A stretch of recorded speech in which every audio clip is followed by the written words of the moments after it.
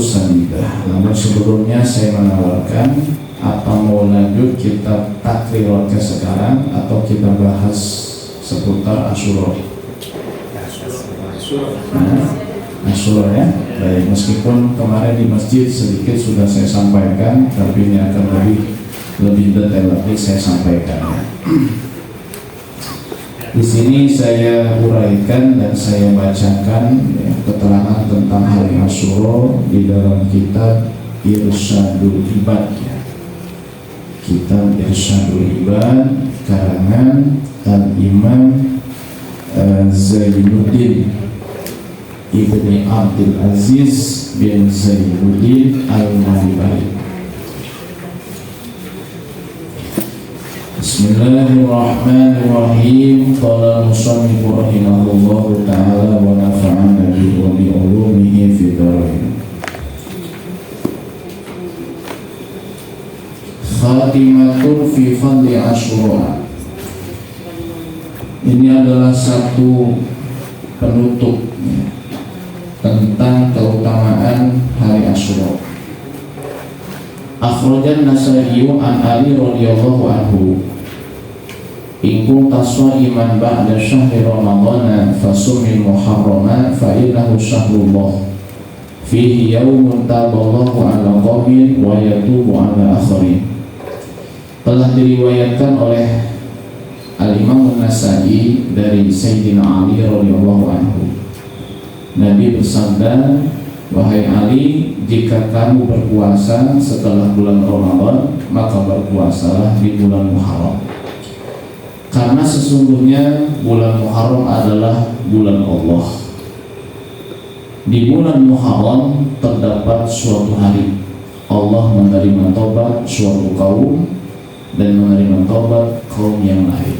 Di antaranya Nabi Adam AS, Allah terima tobatnya pada hari Asyura, yaitu di bulan Muharram.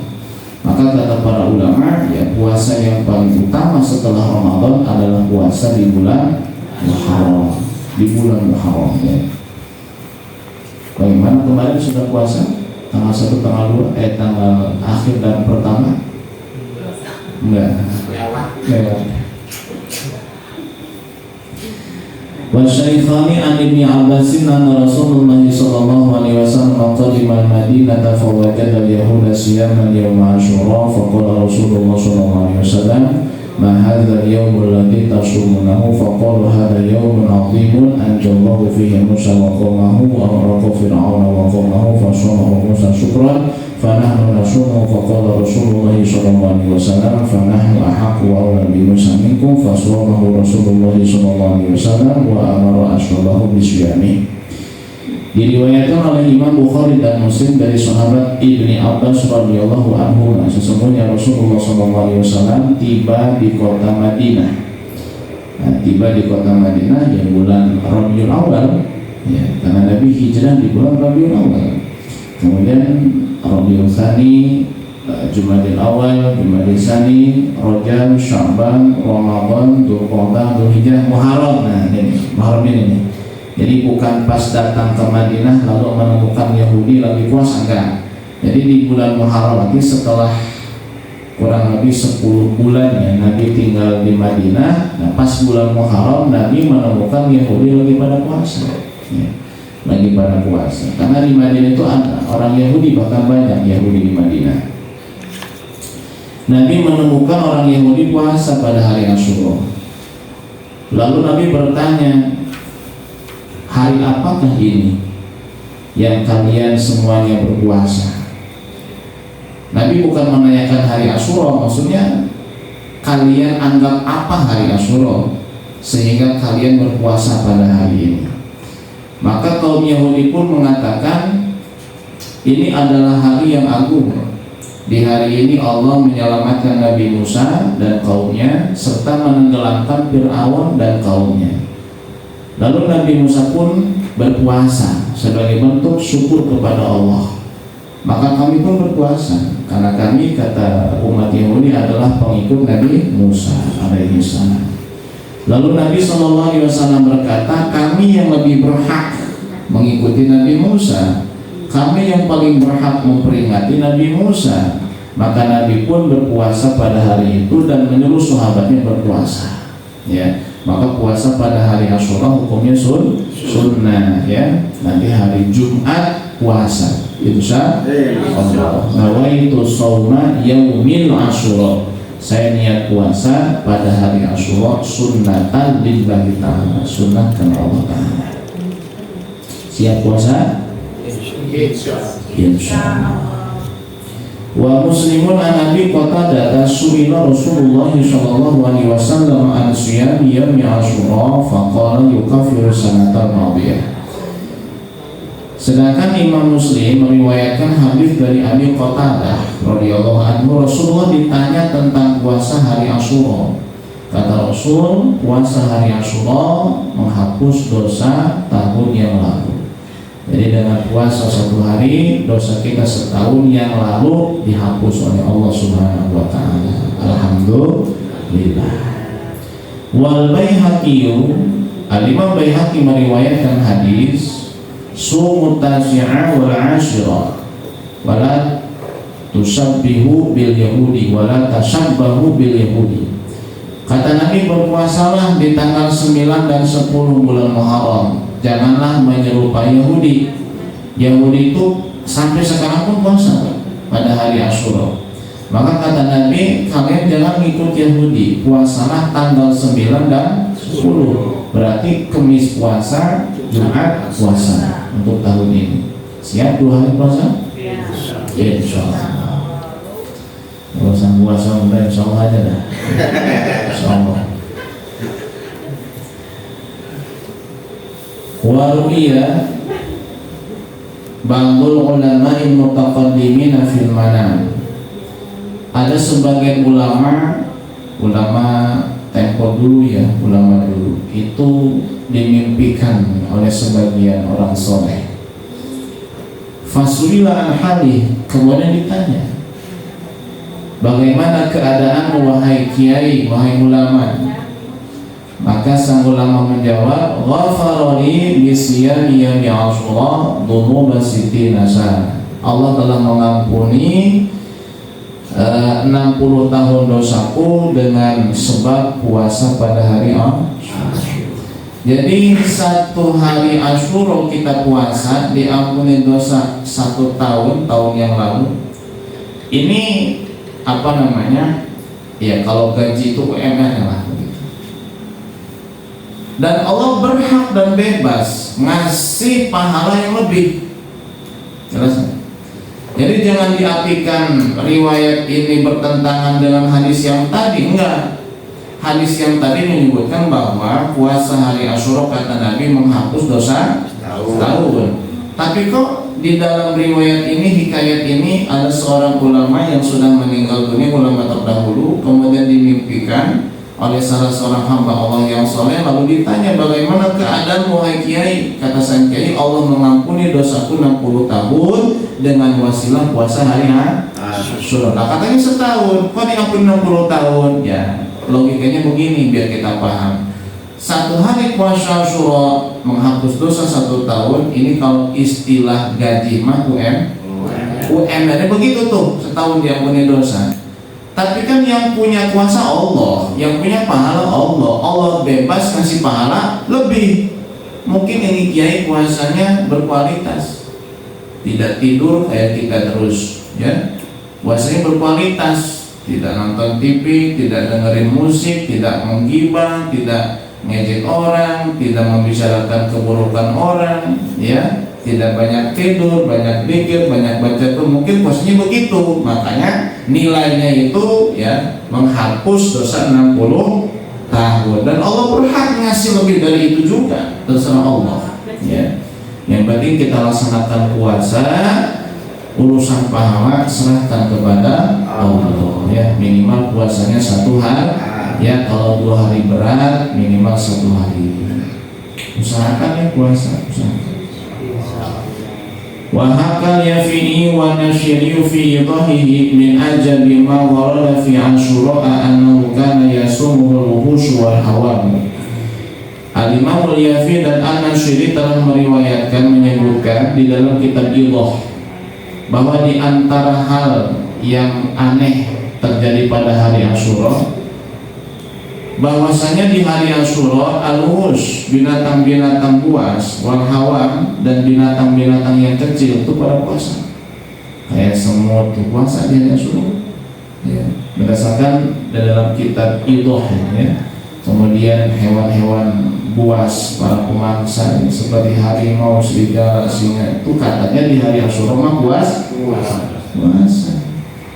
Ini jangan sampai kita kalah nih, ya, sama hewan aja puasa, masa kita kagak puasa? Semut aja puasa, masa kita gak puasa?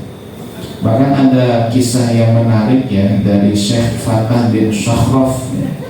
Ia berkata, setiap hari aku memiliki kebiasaan memberikan potongan-potongan roti kecil untuk semut. Jadi Syekh Fatah bin Shakhraf ini tiap hari punya kebiasaan sedekah roti kepada semut. Memang dapat pahala? Dapat, ya. Kata Nabi, likulli kabidin ratbatin ajrun. Tiap kali kita sedekah kepada yang bernyawa itu bernilai sedekah pahala. Semut ada nyawanya enggak? Ada. Kita sedekah kalau semut dapat pahala. Ini Syekh Fatah bin Shakhraf tiap hari sedekah roti sama semut. Ya, enggak banyak-banyak, kecil potongin begitu. Nah, yang anehnya kata beliau, kalau hari Asyura ini roti enggak dimakan. Kenapa? Puasa. Semutnya puasa. Masa kita yang perutnya gede kalah sama semut yang perutnya kecil? Ya. Siap puasa? Insya Allah. Puasa Asyura.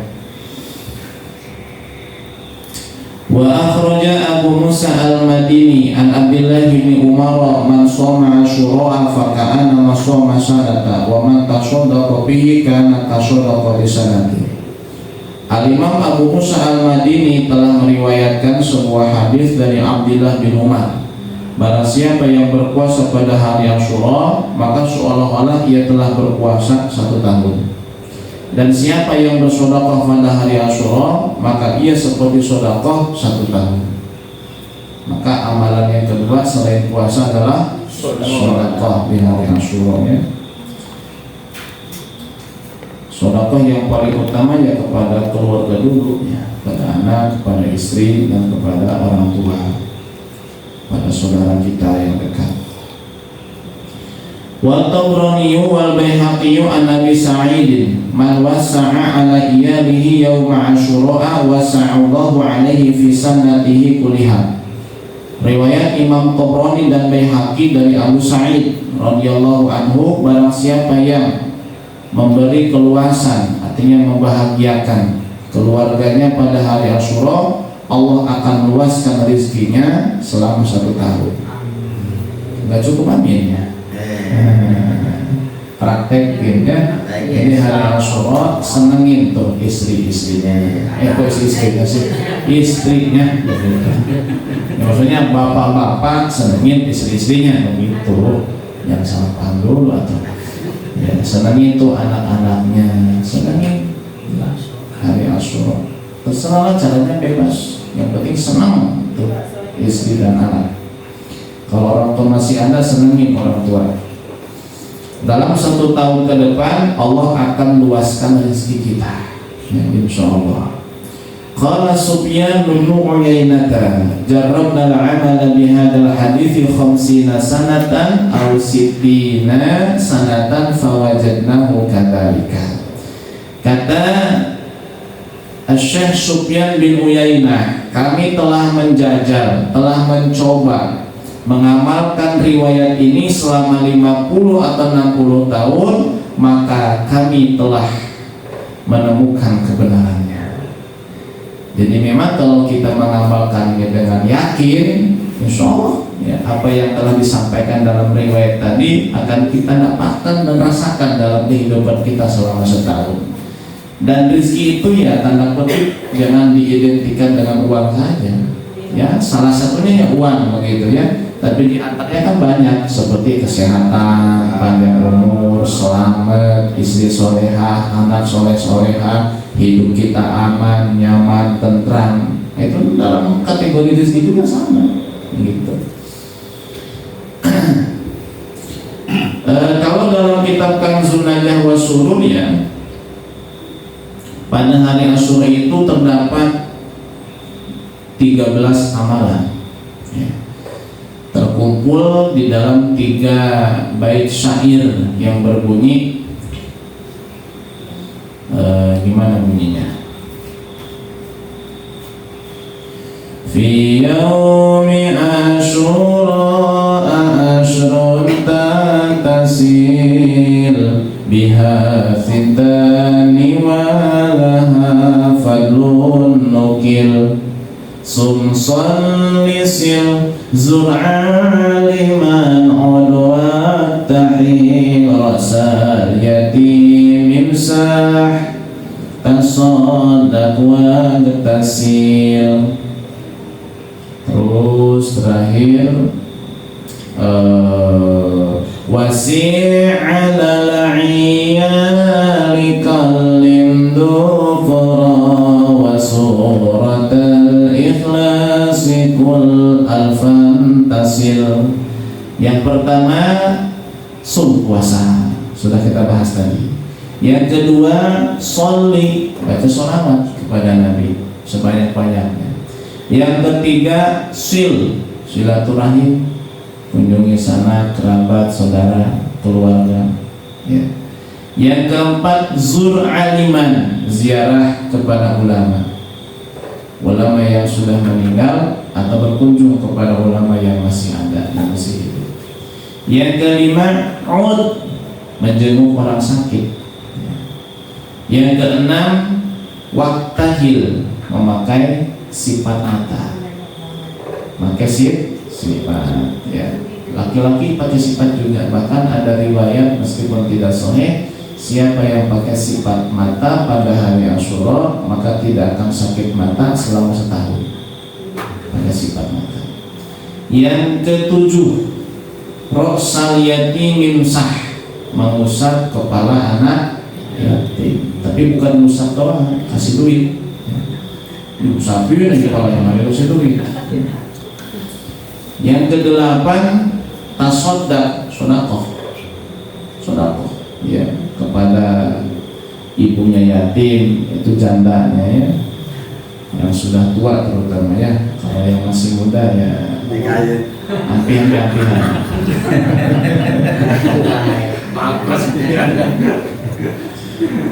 Yang kesembilan waktasil, mandi. Bahkan di dalam kitab Al-Bunya Syekh Abdul Qadir Jailani ada riwayat, siapa yang mandi pada hari Asyura dengan niat mandi Asyura, dia akan diberikan kesehatan, jauh dari penyakit selama setahun. Kapan mandinya? Ya, usahakan sebelum subuh mandi, niat ya, saya niat mandi Asyura. Karena ada sebagian ulama yang mengatakan, dan Allah alam tentang kebenaran ini, bahwa air Zam-Zam itu pada hari Asyura mengalir ke seluruh dunia. Air Zam-Zam, maka usahakan mandinya pakai air sumur ya. Kalau air pangkat ya itu kan bukan yang pas air hari itu yang kita pakai, ya, air olahan yang sudah beberapa hari ke belakang ditampung sekian juta kubik disebarkan. Makanya kan ya tidak tercampur ya. Seandainya riwayat itu benar, berarti tidak tercampur dengan air Zam-Zam begitu. Makanya usahakan mandinya pakai air sumur. Satelit ya. Minta aja sama tetangga seember mah buat mandi. Ada. Atau mandinya di sana di Pandeglang langsung 7. Cilancar. Yang ke-10 ya, yang ke-10 wasi' 'alal 'iyali, bahagiakan keluarga, senangin keluarga. Yang ke-11 qallim dukra, motong kuku pagi. Yang ke-12 wa surat al-ikhlasi kul al-fantasil, membaca surat al-ikhlas 1000 kali. Membaca surat al-ikhlas 1000 kali.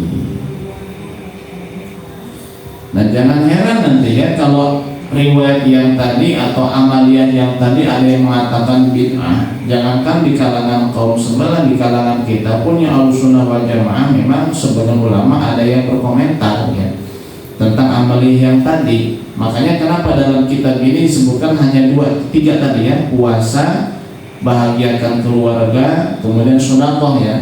Pakai sifatnya disebutkan karena ini riwayat saya sebutkan dalam 2 kitab yang berbeda. Kalau yang tadi 12 itu dalam kitab Kanzun wa Surur, sedangkan yang saya baca dari awal itu kitab Irsyadul Ibad. Dalam kitab Irsyadul Ibad ini itu hanya menyebutkan keutamaan puasa, kemudian membahagiakan keluarga dan sedekah pada hari Asyura. Sedangkan amalia yang 9-nya tadi tidak disebutkan. Kenapa? Karena pengarang kitab ini lebih cenderung bahwa yang 9 amal itu adalah bid'ah. Ya, adalah bid'ah. Lalu bagaimana sikap kita? Amalkan atau jangan? Baik, kita ambil jalan tengah. Sebagian ulama kayak Syekh Abdul Qadir dalam kitab Al-Ghunyah mengatakan sunnah.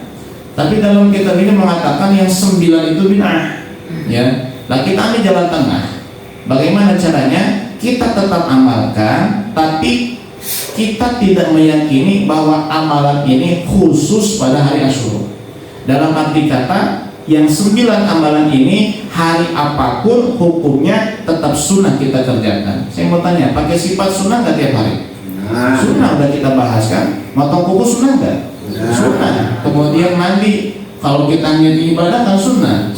Menengok orang yang sakit sunnah kapanpun itu. Kemudian ziarah ke ulama, baca surat al-ikhlas. Nah, berarti amal yang tadi itu memang pada dasarnya sunnah secara umum kapanpun boleh. Dan cuman karena ini momentumnya hari yang luar biasa, hari yang sangat bersejarah, bukan hanya bagi umat Islam sekarang, umat Nabi Muhammad, bagi umat terdahulu pun sangat luar biasa. Nabi Nuh selamat pada hari Asyura, Nabi Yunus selamat pada hari Asyura, Nabi Ayub sembuh dari sakitnya pada hari Asyura, Nabi Musa selamat pada hari Asyura, Fir'aun mati pada hari Asyura. Kemudian Nabi Yakub bertemu dengan Nabi Yusuf pada hari Asyura. Jadi hari yang bersejarah. Karena momentumnya hari ini besar, maka amaliyah yang tadi itu yang tiap hari kadang kita tidak melakukan, kita kerjakan semuanya demi mengharap pahala yang berlebih dari Allah Subhanahu wa ta'ala. Itu cara menyikapi ini. Tetap diamalkan, tapi kita meyakini bahwa amalan yang 9 tadi tidak khusus pada hari Asyura. Kapan saja boleh. Cuman kenapa saya kerjakan semuanya? Karena ini adalah momentum hari yang luar biasa agung bagi Allah Subhanahu wa ta'ala. Begitu. Jangankan itu ya, termasuk pawai obor juga dalam kitab ini disinggung ya. Disinggung. Gak apa-apa saya sampaikan ya, sebagai perbandingan aja begitu. Annama yuf'alu fi katsirin minal buldan. Sesungguhnya min iqadil qanadil katsirah, menyalakan obor-obor yang banyak, api-api yang banyak. Ya, sesungguhnya menyalakan api-api yang banyak di malam-malam tertentu sepanjang tahun ya, yang dilakukan di sebagian daerah itu hukumnya adalah bid'atun qabihatun munkaratun, bid'ah yang jelek dan munkar. Ya, ini sebagai perbandingan aja.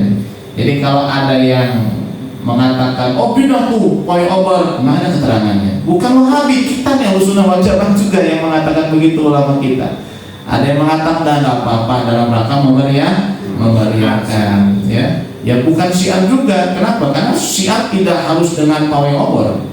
Cukup dengan marhabaan, sholawatan, zikir berjamaah, kan bisa begitu. Tablik akbar ya. Karena kenapa ulama ini mengatakan itu bid'ah? Sebab api itu adalah simbol sesembahannya Majusi. Api itu simbol sesembahannya Majusi. Makanya ulama-ulama besar, abuya-abuya itu nggak pernah ada yang menganjurkan udah kita sebut malam tahun dengan pawai obor, nggak ada ya. Mereka malah cenderung mengajar kepada zikir, baca doa tahun baru, kemudian istighosah, boleh ditambah tablik akbar, boleh tambah santunan dan sebagainya. Tapi kita tidak melarang juga bagi mereka yang mau pawai obor ya, tapi asal catatannya niat harus benar. Apa niatnya? Apa niatnya pawai obor? Memeriahkan. Apa niatnya ya? Kebanyakan orang kan begini niatnya. Tahun baru Masehi saja kita ramaikan, masa tahun baru kita tidak meramaikan? Kan sebagian begitu. Gitu kan ya?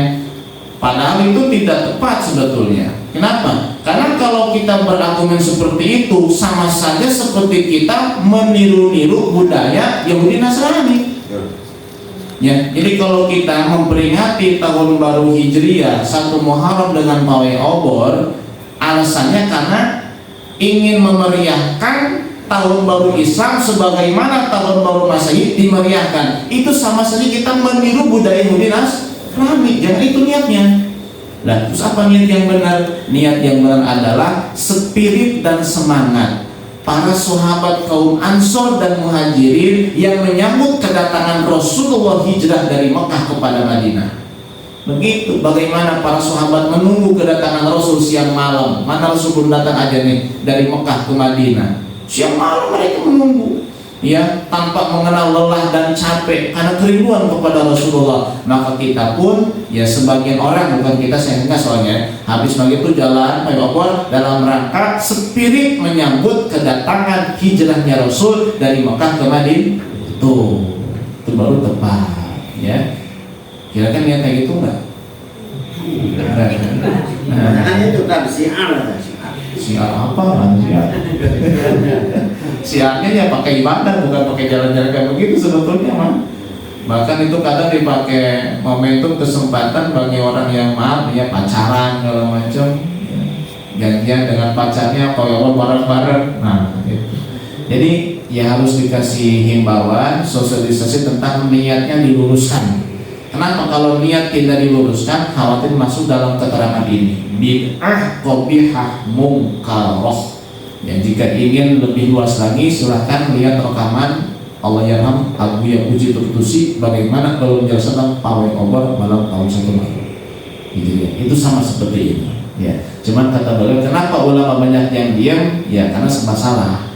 Bagaimana masalah? Karena ya di dalam rangkaian acara itu ada hal positif juga. Ya seperti apa? Misalnya lomba adzan, lomba ceramah, santunan. Ya kalau pawainya dilarang, khawatir acara yang positifnya batal juga. Jadi kebanyakan pada diam. Cuman ya saya sampaikan sebagai perbandingan saja, biar kita ketika melaksanakannya jangan salah niat. Ya jadi bukan tidak boleh, silakan enggak, tapi niatnya tolong diluruskan, dibenarkan. Wallahu a'lam bishawab. Ya. Terakhir saya tutup dengan sebuah kisah ya dalam kitab ini. Ini kitab di satu ibad para kita ulama kita Al-Sunnah wal Jamaah. Dulu di Mesir ada masjid namanya Masjid Amr bin As. Masjid apa? Amr bin As. Masjid Amr bin As ini khusus untuk laki-laki, nggak boleh perempuan ke situ. Kecuali pada hari Asyura, perempuan boleh ke situ untuk ikut doa bersama, doa Asyura. Makanya nanti ya di hari Asyura kita baca doa ya, bacanya ba'da subhi, setelah subuh, bukan malam, habis subuh. Jadi baca hasbunallahu wa ni'mal wakil, ni'mal maula wa ni'mal nasir 70 kali, kemudian doa Asyura dibaca sebanyak 7 kali. Ya insya Allah selama setahun Allah akan hidupkan hati kita. Baik, singkat cerita saja. Di Mesir itu ada seorang saudagar kurma kaya raya, kemudian jatuh bangkrut. Namanya Atiyah bin Khalaf.